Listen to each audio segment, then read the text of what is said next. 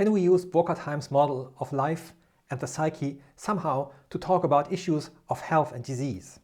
In this video, I want to show you how we can use his terms and his model to get a better grasp on some alternative methods and treatments and introduce maybe a better understanding of what actually happens and also some scientific arguments.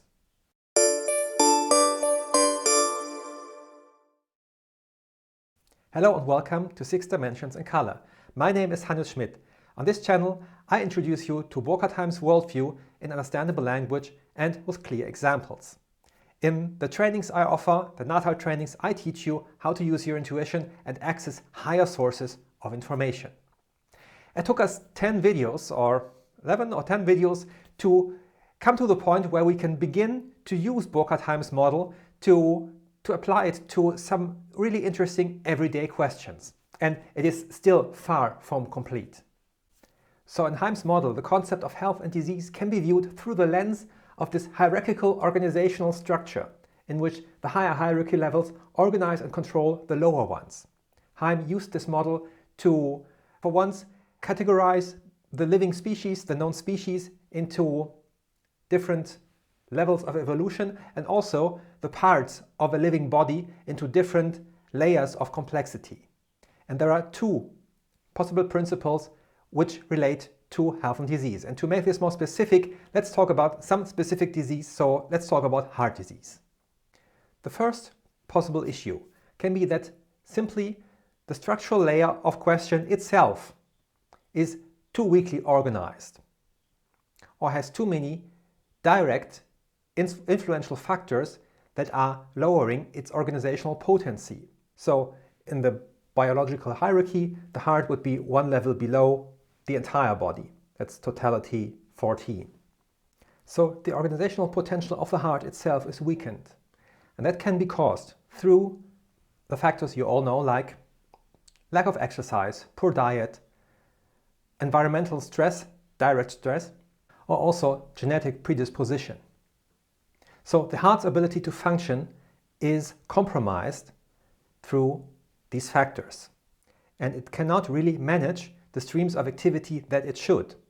That means it can also no more really manage the levels below itself of the lesser tissues and cells that are subordinate to it. So it cannot uphold the correct blood pressure or oxygenation, etc.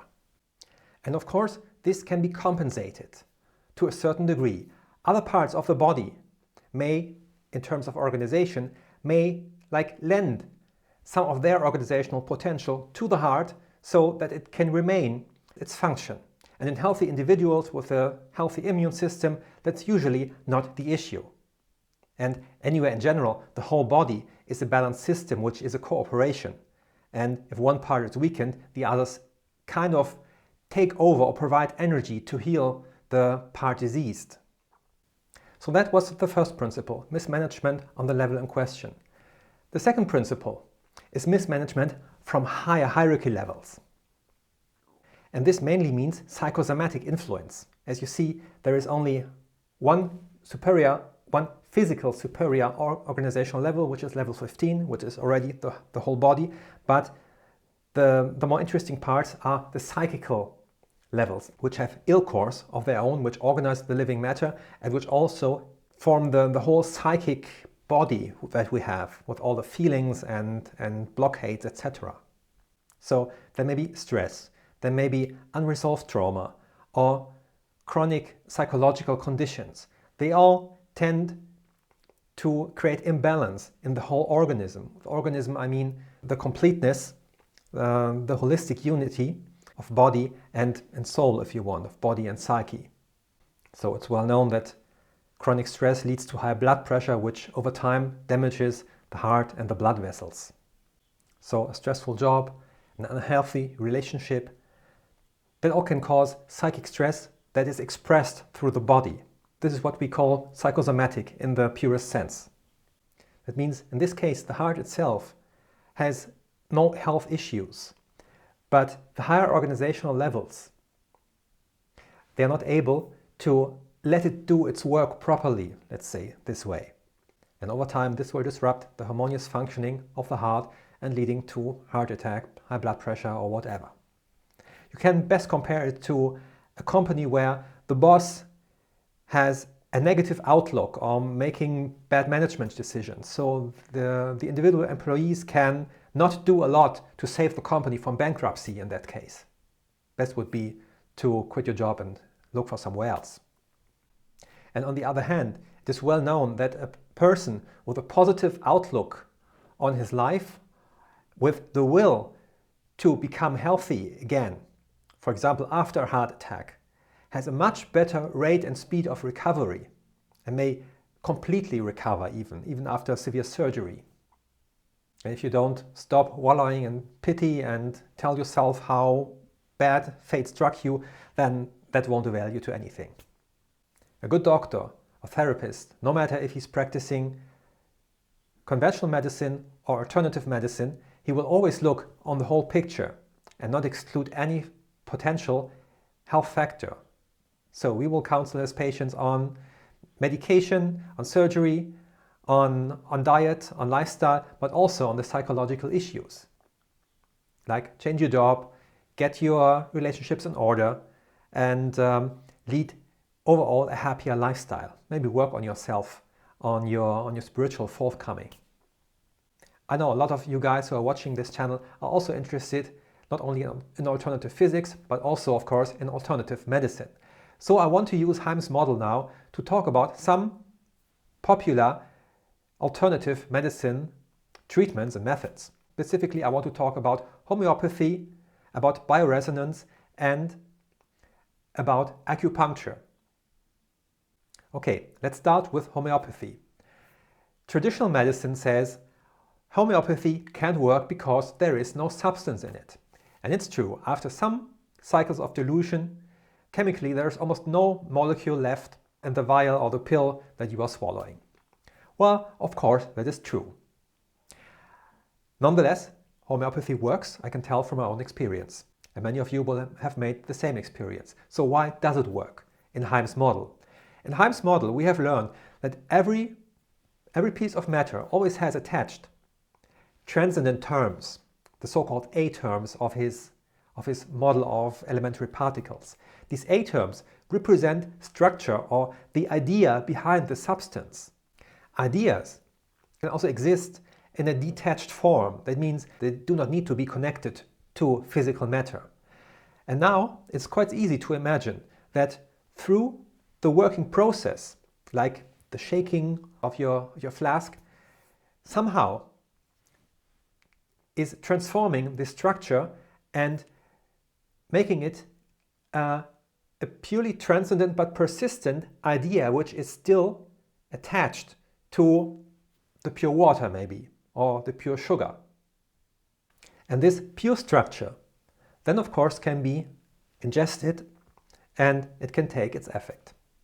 The second method I want to talk about is bioresonance.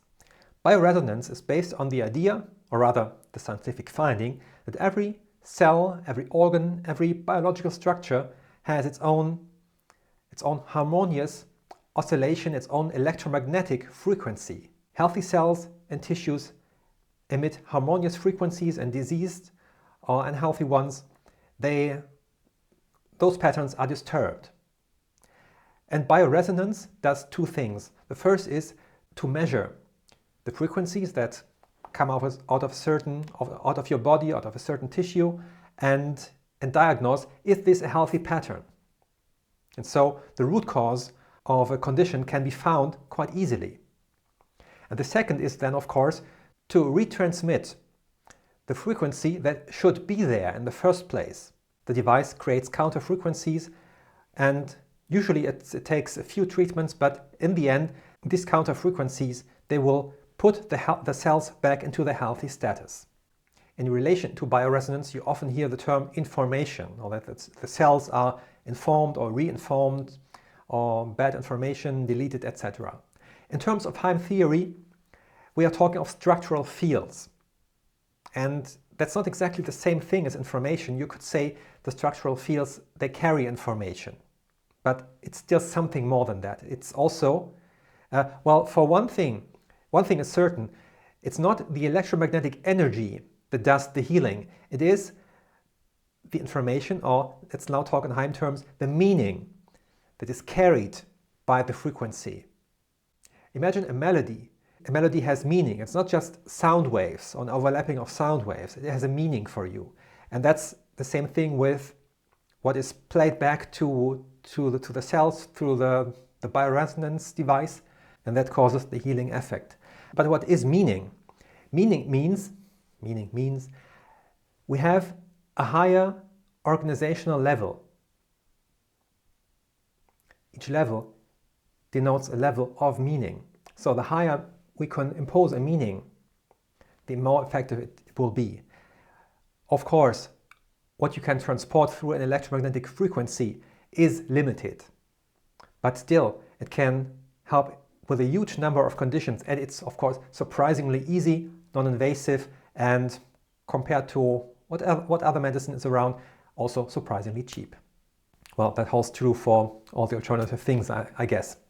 The third thing I want to talk about is acupuncture. Acupuncture has been around in China or the eastern countries of the world for thousands of years. And it always surprises me in a shameful kind of way that Western medicine is looking so scornfully onto this long tradition with an air of like superstition or something. But now let's look at Heim theory, and we will find a quite scientific reason why we should take it serious, beside all the experience that many people have with the good effects. Remember the last video about the biophotons? I was talking about the telecore syntroclines, which are these metaphoric channels which run from the psyche into the physical body. And I talked about their docking points. And I said, of course, it's not singular points like a certain point on your hand. It's a metaphorical docking point, means a certain structural quality docks on another structural quality. And this may be whole zones in the body that correspond to this higher structure, where the higher structure connects to the lower structure. And this is precisely what Heim expected, that there would be certain zones on the body. And this is exactly what the meridians of traditional Chinese medicine are. And Heim also saw this might be a good point to start an explanation scientifically. Now, not up to date with all scientific research that's been done related to TCM, traditional Chinese medicine, but it would be interesting to have some more physiological data about the qualities that are met on these meridians, so we could start understanding maybe there are connections we can make to the higher transcendent realms here, and narrow down the conditions for this docking thing that Heim's syntroclines do. Maybe some of you have some more insight in this topic and would like to share it in the comments. Now I want to share you one image that's also been used in the topic of biophoton research, because it shows a thermography of an acupuncture treatment. So you see that this patient is lying on his stomach and has some needles put in his leg, and on the one leg you see how strongly the meridian is activated. You see it as a heating up of the tissue, and at the same time the other meridian on the other leg is heating up too. There's no connection here in terms of this is one nerve strand. This is a non-local phenomenon, obviously. And this is exactly what this non-local transcendent organizational structure does. Now, as a fourth topic, a bonus topic so to say, I want to talk about the most important and maybe most effective kind of healing method there is, alternative healing method, which is spiritual healing, of course. And I want to talk about some of my own experience as well. When I talk about the natal training that I'm offering, then I'm usually introducing it as intuition training. And that's certainly one of its most important applications. But intuition training, you could say, it has some side effects. And you don't need to be side effects. You can specifically go for healing, spiritual healing in this way. If you're learning Natal, you're connected to the highest energy, the highest organizing energy in the cosmos, and learn how to communicate with that. And that energy represents the highest potential of energy, of emotions, and of information and knowledge there is in the universe. And by going into an exchange with that, you're automatically getting an energetic treatment. That's one of the first things that many people feel literally in their body, that something happens energetically. And over the more than 40 years that Natal has been around, there was more than one surgery that had been cancelled afterwards, after someone took lessons, and a lot of pills not being swallowed. If you want to know some more about the training, check out my website. Internationally, I'm based in Dubai, but I'm also offering the trainings anywhere in the world. And now, before I'm telling you how spiritual healing can be viewed in terms of Heim theory, I want to point out that there is no need whatsoever to have a theory if you do spiritual healing. All the shamans did it for thousands and tens of thousands of years, and they had no Heim theory. So it's not necessary, simply. It's neither necessary as a therapist, except if you want to impress your clients, which is kind of dodgy already. And you also don't need a theory as one who is being treated. The only thing you need is trust that it somehow works. But don't bore yourself, don't bother yourself with theory if what you want actually is to be healed, or to heal or to do the work that the healer does. It's a nice thing, though, to have a theory for it, and because it's important to talk about it, to be able to talk about it and bring it into the world. Now, if the life process is a hierarchy of structures, and the psyche is also a hierarchy of structures, and your mental body is even superior to those, then it's quite easy to imagine that some structure that is even higher than that has a strong organizing and thereby healing effect on those, from its perspective, simpler structures. And the human organism in its unity, its holistic unity, is a simple structure from higher spiritual perspectives. So the higher the origin of that rebalancing energy, the more effective it will be. I'm saying energy here in terms of Heim theory. This is not really correct. In terms of Heim theory, we must talk of organizing fields that are changing probabilities on the levels below. But to use a short term, and that is easier to use, let's say energy. That's all right. Now, there is one issue here that's somehow too much disregarded in the whole field of spiritual healing. These energies, they not only represent these higher energies, they not only represent higher organizational fields, that's a purely technical term, they also represent a higher ethical quality and a higher emotional quality.